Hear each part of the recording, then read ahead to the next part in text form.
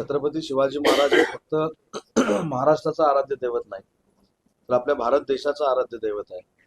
त्याच्यामुळे त्यांची तुलना जर असं कोण कोणाबरोबर करत असतील तर आपण म्हणू, आता आपण साहित्य समजाय काय की एखादा समाज आपल्याकडे मतदानासाठी प्रेरित झाला पाहिजे, म्हणून छत्रपती शिवाजी महाराजांचा थेट तुलनात्मक त्यांच्याबरोबर जोडायचं हे काही राजकीय असू शकत नाही. ही फार मोठी घोडचूक आहे आणि याच्यातनं त्यांचं वाचन, त्यांची राजकारणाची कुवत आम्हाला कळली. सर, यामध्ये पुण्यात आंदोलन झालं होतं. काँग्रेस आणि भाजपच्या कार्यकर्त्यांमध्ये हे कार्यकर्ते आपल्याला पाहायला मिळालं. वाद त्या ठिकाणी झाला. मात्र आता हर्षवर्धन सपकाळ असं म्हणताय की कुठेतरी कोश्यारीने देखील छत्रपतींचा अपमान केला होता, तुम्ही त्यांच्याबद्दल लढणार का, असं भाजपला आणि युतीतल्या असं. पहिली एक गोष्ट लक्षात घ्यावी की कोणीही छत्रपती शिवाजी महाराजांवर बोललं तर त्याचं समर्थन मी देखील करत नाही, आमच्या पक्षाचे मुख्य नेते एकनाथ शिंदे साहेब देखील करत नाही आणि आमचा पक्ष देखील करत नाही. दुसरी महत्वाची गोष्ट आहे की ज्यावेळी काही वक्तव्य काही लोकांकडनं केली गेली त्याच्यावर ठामपणे भूमिका शिवसेनेनं मांडलेली आहे. त्याच्यामुळे त्यांच्या मार्गदर्शनाची सकपाळांच्या आम्हाला अजिबात गरज नाही. आम्ही आमचं ध्येय उद्दिष्ट डोळ्यासमोर ठेवून काम करतो.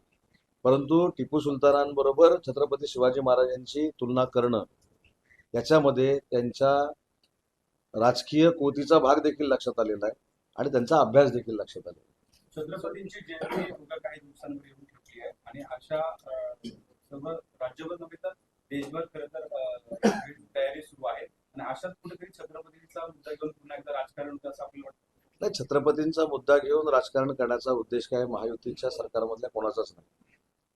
कारण आपण आता जवाहरलाल नेहरू युनिव्हर्सिटीमध्ये जर गेला तर या सरकारनं जवाहरलाल नेहरू युनिव्हर्सिटीमध्ये छत्रपती शिवाजी महाराजांच्या गनिमी काव्याचा अभ्यास व्हावा यासाठी MA चा अभ्यासक्रम सुरू केला आहे. त्याचं भांडवल आम्ही कोणी केलं नाही, कारण छत्रपती शिवाजी महाराज हे जसे महाराष्ट्रातल्या प्रत्येक विद्यार्थ्याला कळले पाहिजेत तसे जगातल्या आणि देशातल्या प्रत्येक विद्यार्थ्याला कळले पाहिजेत, म्हणून सरकारने केलेला प्रयत्न आहे. आणि हे छत्रपती शिवाजी महाराजांच्या प्रति आमचं प्रेम आहे. त्याच्यामुळे त्यांची तुलना कोणाबरोबर तरी करायची आणि त्यांचं राजकारण करायचं हा दृष्टिकोन आमचा कोणाचाच कधी नव्हता आणि भविष्यात देखील नसणार. बुलढाण्यात पण महापुरुषांच्या पुतळ्यांचं विटंबन होत आहे. नागरिक त्यादेखील संताप व्यक्त करत आहे. अशा घटना वारंवार खरं तर राज्यात घडत आहे, हे दुर्दैव आहे.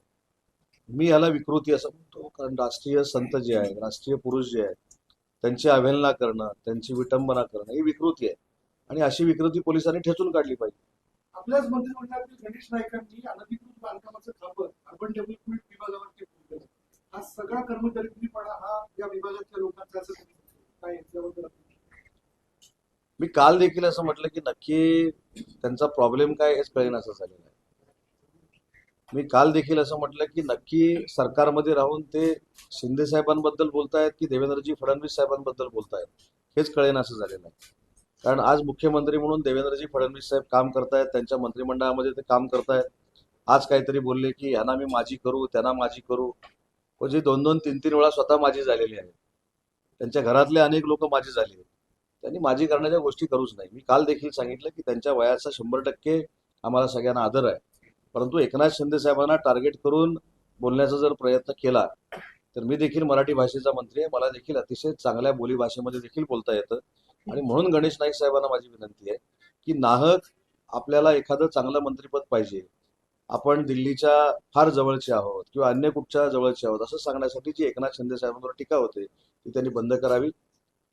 विजय चौगुलेंनी देखील शिवसेनेची भूमिका त्यांच्या मतदारसंघात जाऊन मांडलेली आहे. त्याच्यामुळे गणेश नाईक साहेबांनी काही जर अडचणी असतील तर मुख्यमंत्री मोदयांशी बोललं पाहिजे, एकनाथ शिंदे साहेबांशी बोललं पाहिजे. आज स्वतःच्या स्टेटमेंटचं ब्रेकिंग होण्यासाठी काही बोलून जनता स्वीकारते अशातला भाग नाही. माननीय एकनाथ शिंदे साहेबांचं नेतृत्व हे महाराष्ट्रानं सर्वमान्य केलेलं आहे. त्याच्यामुळे त्यांच्या नेतृत्वाला गणेश नाईक यांच्या सर्टिफिकेटची अजिबात आवश्यकता नाही.